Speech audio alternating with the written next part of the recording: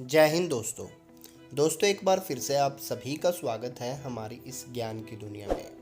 दोस्तों आज के हमारे इस वीडियो में हम बात करेंगे लोधी वंश के बारे में। लेकिन उससे पहले अगर अभी तक आपने हमारे इस चैनल को सब्सक्राइब नहीं किया है तो पहले चैनल को ज़रूर सब्सक्राइब कर लें। दोस्तों लोधा या लोधी भारत में पाई जाने वाली एक प्राचीन चंद्रवंशीय क्षत्रिय राजपूत वंश है।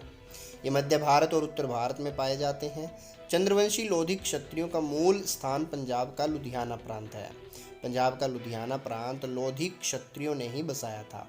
भारत में लोधा क्षत्रिय कुछ राज्यों में अन्य पिछड़ा वर्ग और कुछ राज्यों में स्वर्ण आने वाली जाति है। वेदों पुराणों के मुताबिक लोधी एक चंद्रवंशी क्षत्रिय जाति है। दोस्तों लोध शब्द का पहला उल्लेख ऋग्वेद के मंडल 3 अध्याय 4 सूत्र 53 मंत्र 23 में है। वेदों के प्रमुख भाष्यकार स्वामी दयानंद जी ने लोध शब्द की व्याख्या साहसी, बुद्धिमान, वीर श्रेष्ठ तथा युद्ध विद्या में निपुण और व्यूह रचना करना तथा रक्षा करने में सामर्थ्यवान हो। लोधम मनुष्य का एक गुण विशेष है जो सभी योद्धाओं को उनकी वीरता और कुशलता के कारण ही सेनापति व सेना नायकों को प्रदान किया जाता था। जैसे वेद मंत्रों को पढ़ने वाले को पंडित कहा जाता है, उसी प्रकार जो मनुष्य युद्ध विद्या में निपुण थे वही लोध या लोधी कहलाए।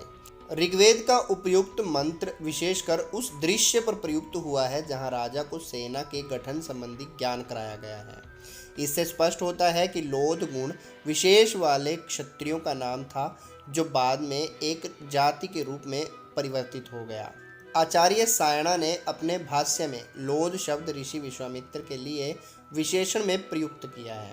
जब वे अपनी तपस्या में पूर्णतः लगे हुए थे और तपस्या में लीन अपने प्राणों तक की चिंता नहीं थी, यदि यही मान लिया जाए कि लोध ऋषि विश्वामित्र का नाम था, यह भी संभव हो सकता है कि उनकी प्रेरणा से उन्हीं के समान गुण वाले क्षत्रियों ने अपना नाम लोध रख लिया हो और आगे चलकर उसी गुण धर्म वाले समुदाय विशेष का नाम लोध या लोधी पड़ गया हो।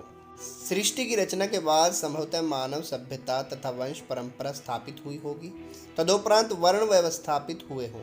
राज वंशावलियों के अनुसार मनु के 2 पुत्र थे, मरीचि और अत्रि। मरीचि के कश्यप और कश्यप के सूर्य का नाम पुत्र उत्पन्न हुआ। यहीं से सूर्य वंश की उत्पत्ति हुई। इधर अत्रि के समुद्र और समुद्र के चंद्र नामक पुत्र का जन्म हुआ। यहीं से चंद्रवंश की उत्पत्ति हुई। चंद्र से परम तेजस्वी बुध नाम का पुत्र उत्पन्न हुआ। चंद्रवंशी राजा बुध बड़े धार्मिक, तेजस्वी और पराक्रमी राजा थे। वे अत्यंत सुंदर थे। अपनी विद्वता और बुद्धिमानी के कारण ही वे बुध कहलाए।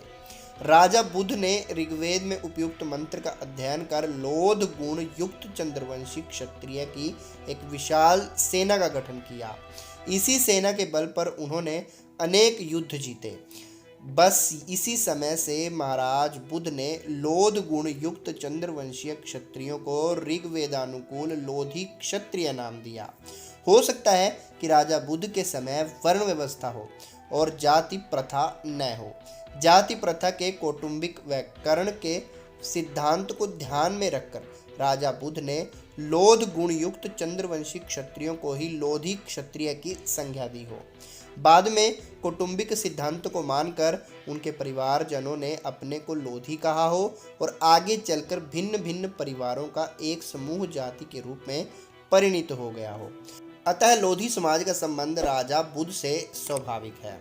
क्योंकि राजा बुध स्वयं चंद्रवंशीय क्षत्रिय थे, अतः उन्होंने अपनी सेना में पारिवारिक व चंद्रवंशीय क्षत्रियों को ही प्रधानता दी होगी।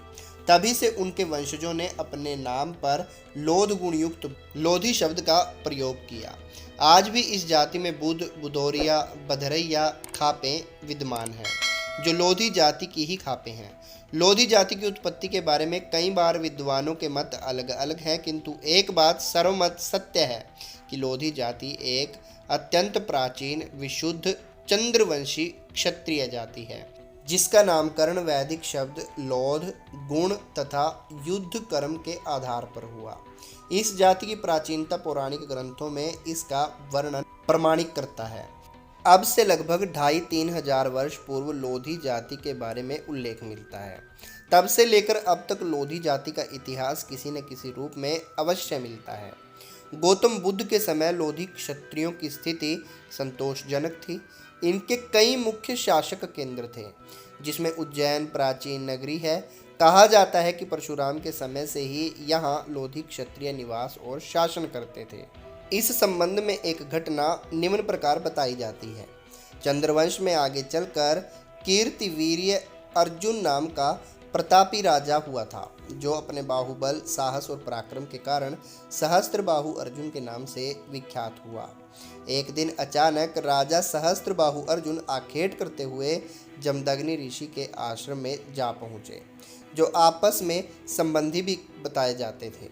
ऋषि जमदग्नि ने अपनी कामधेनु गाय के प्रताप से तत्काल राजा व उसकी सेना की खाने पीने व ठहरने की व्यवस्था कर दी। जब राजा को कामधेनु गाय के प्रभाव का ज्ञान हुआ, उसने भेंट स्वरूप कामधेनु को ही देने की ऋषि से याचना की। ऋषि ने इसे इंद्र की धरोहर बताकर राजा को इसे सौंपने में अपनी असमर्थता प्रकट की। इस पर राजा ने कुपित होकर कामधेनु को ले जाने का असफल प्रयास किया। जैसे ही राजा के सैनिक कामधेनु को लेने के लिए आगे बढ़े, कामधेनु के प्रत्येक रोम से एक सैनिक बन गया और राजा को युद्ध में पराजय मिली। कामधेनु वापस इंद्रलोक चली गई और राजा ने लज्जित होकर कुपित भाव से ऋषि को अपनी राजधानी से निष्कासित कर दिया। इस अवसर पर ऋषि जमदग्नि के चारों पुत्र आश्रम से बाहर गए हुए थे। जब वे लौटे तो सर्वाधिक क्रोध परशुराम को आया और उन्होंने तत्काल सहस्त्रबाहु अर्जुन के विनाश का बीड़ा उठाया।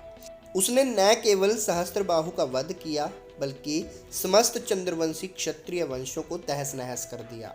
अवश्य ऐसा ही कोई कारण रहा होगा जिससे परशुराम क्षत्रिय कुलद्रोही बने, और उन्होंने उनके विनाश के कोई कोर कसर नहीं छोड़ी। क्योंकि लोधी खुद चंद्रवंशी क्षत्रिय थे, तो उनका भी परशुराम के साथ युद्ध हुआ और कुछ लोधी क्षत्रिय राजा परशुराम से भयभीत होकर शंकर भगवान की शरण में चले गए और वहां वे भगवान शिव की उपासना करने लगे, जिस कारण उस स्थान का नाम ही लोधीपुर हो गया। भगवान परशुराम क्षत्रिय विनाश की कामना कर लोधीपुर पहुँचे। तभी शंकर भगवान ने परशुराम को ललकार कर कहा, मेरे होते हुए आप किसी भी लोधी क्षत्रिय को हानि नहीं पहुँचा सकते।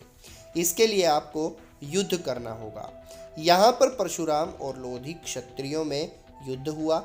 शंकर भगवान के आशीर्वाद से लोधी क्षत्रिय विजय हुए और परशुराम को वहाँ से लज्जित होकर अपने आश्रम वापिस लौटना पड़ा।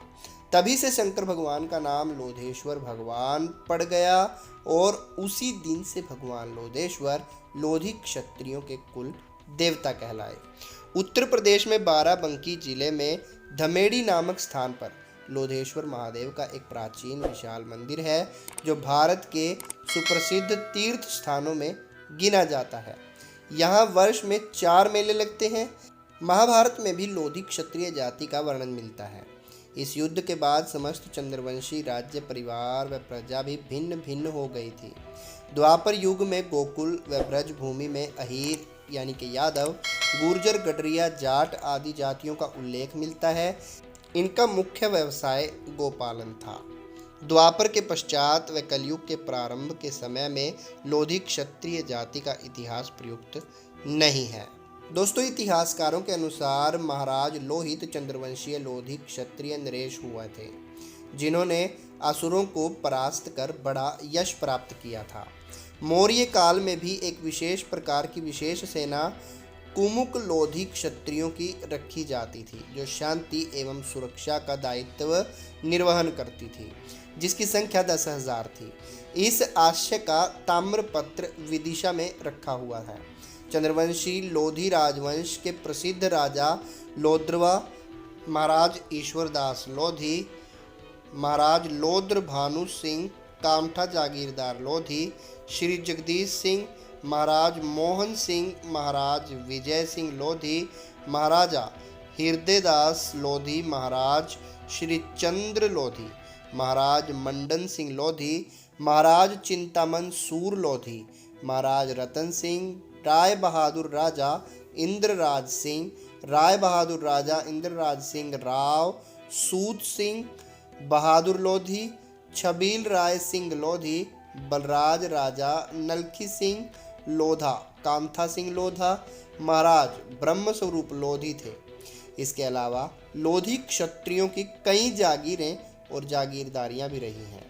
भारत में सबसे ज़्यादा जागीरदारियां अगर किसी की रही हैं तो वो लोधी क्षत्रिय थे। आज़ादी से पूर्व तक भारत में लोधी क्षत्रिय जाति के 230 छोटे बड़े राजघराने देश में थे, जिनमें से अंततः आज़ादी के बाद 23 राजघराने ही अस्तित्व में बचे रह गए हैं। तो दोस्तों, ये था हमारा आज का वीडियो, जिसमें हमने आपको बताया लोधी वंश के बारे में। अगर आपको वीडियो पसंद आया हो तो वीडियो को लाइक करें और शेयर ज़रूर करें, और जाते जाते हमारे चैनल को भी ज़रूर सब्सक्राइब कर लें। जल्द ही मिलेंगे आपको फिर से एक और नए वीडियो के साथ। तब तक के लिए जय हिंद, जय भारत।